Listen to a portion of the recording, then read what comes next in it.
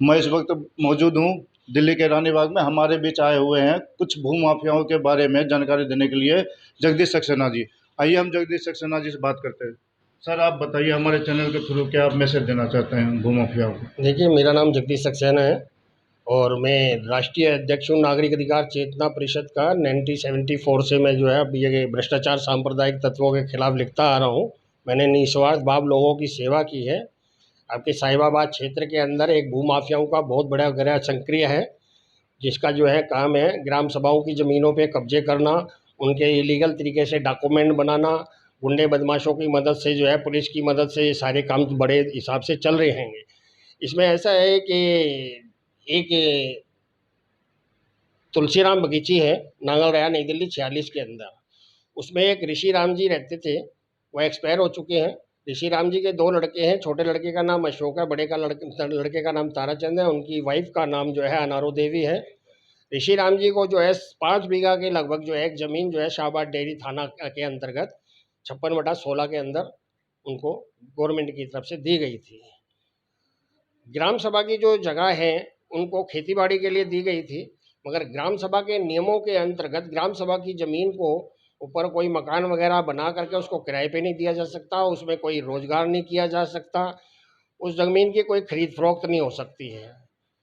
लेकिन ताराचंद जो है इस समय central ordinary depot Delhi Cantt के अंदर जो है सर्विस कर रहे हैं, और वो जो है नांगल रहा के नगर निगम प्राइमरी स्कूल के अंदर उन्होंने पढ़ाई की है।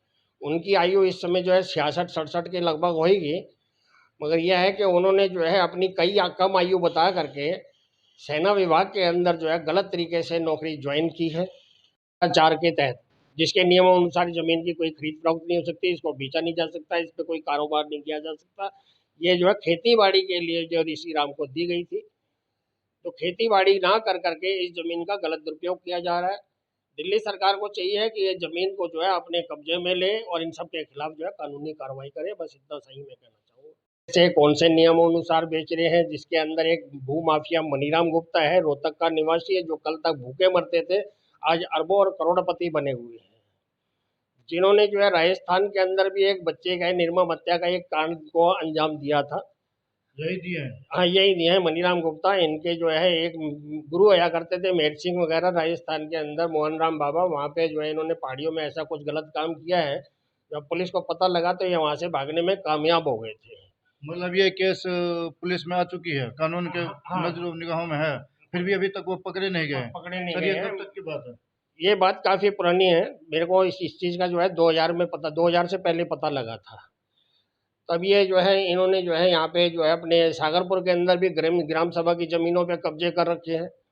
इनके खिलाफ कई मैंने जो है मतलब FIR number 978/2006 under section 448 380 Dawdi थाने के अंदर मैंने दी थी, क्योंकि इन्होंने ताला तोड़ करके मेरा सारा सामान वगैरह गायब किया था पुलिस की मिलीभगत से। ऑलरेडी मेरी पहले कंप्लेंटें थी, मगर पुलिस इनकी बराबर मदद करती रही और इनको हर तरीके से बचाती रही। मैंने इनकम टैक्स का जो है डिपार्टमेंट के अंदर इनके खिलाफ कंप्लेंट दी, तो वहाँ वहाँ वहाँ पर भी जो है इन्होंने गलत स्टेटमेंट दिया और इनकम टैक्स डिपार्टमेंट वालों ने भी इनको जो है बचाया हर तरीके से। फिर मैंने इनके खिलाफ जो है बिजली विभाग में कंप्लेंट दी, बिजली चोरी पकड़ी गई। कंप्लेंट नंबर 40 और 41 के ऊपर जो है बिजली विभाग ने इनको 40-40 लाख रुपए के नोटिस भेजे, जो द्वारका कोर्ट के अंदर केस चलता रहा सेशन में, और इन्होंने 25-25 लाख रुपया दिया। उसके अंदर भी कोर्ट के अंदर इन्होंने अलग अलग तरीके से गलत स्टेटमेंट दिए। एक तरफ तो कहते हैं ये प्रॉपर्टी मेरे बिनोई की है, एक तरफ कहते हैं ये प्रॉपर्टी जो है मेरी है। वो सारे सारे अलग है। इनके साथ जो है एक लक्ष्मी नारायण कर करके, और एक ईश्वर दास है, और एक मनीष है, और काफ़ी बंदे हैं। एक अशोक अशोक कर करके है, जो अपने आप को कहता है मैं इस प्रॉपर्टी का मालिक हूँ। महेंद्र सिंह उसके बाप का नाम है। उस प्रॉपर्टी से उस अशोक कुमार का कोई लेना देना नहीं है, क्योंकि ऋषि राम के 2 पुत्र थे। तो असल में ये प्रॉपर्टी किसके नाम।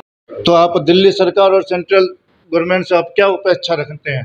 देखिए, ऐसा है कि अगर कोई भ्रष्टाचार सांप्रदायिक तत्वों के खिलाफ लिख रहा है, सबूतों के आधार पर सबूत उपलब्ध करा रहा है, तो उस हिसाब से सेंट्रल गवर्नमेंट को चाहिए कि सीबीआई से जांच करवाए। और बराबर मेरी यही जांच रही है कि सीबीआई इसके अंदर इन्वेस्टिगेशन करे, मगर हमारे दिल्ली के अंदर और हमारे देश के अंदर ये ऐसा हिसाब किताब बन गया है, पहले में और अब में ये फ़र्क है कि पहले जो कंप्लेंट ऊपर दी जाती थी उसमें ये बोला जाता था कंप्लेंट के अंदर इमीडिएटली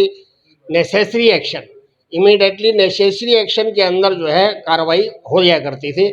अब क्या है कि फर्दर नेसेसरी एक्शन में जो है क्या होता है कि अगर कंप्लेंट किसी पुलिस अधिकारी या किसी भी डिपार्टमेंटल ऑफिसर के पास जाती है जिसके खिलाफ कंप्लेंट दी जाती है, वो उसको बुला लेते हैं और उसको बुला करके उससे पैसा ले करके अपनी जेब भरते हैं और कंप्लेनेंट को कहते हैं ये तो शिकायतें करने का आदी है, ये तो झूठी शिकायतें करता है, इसके शिकायत के अंदर कुछ अपराध का होना नहीं पाया गया।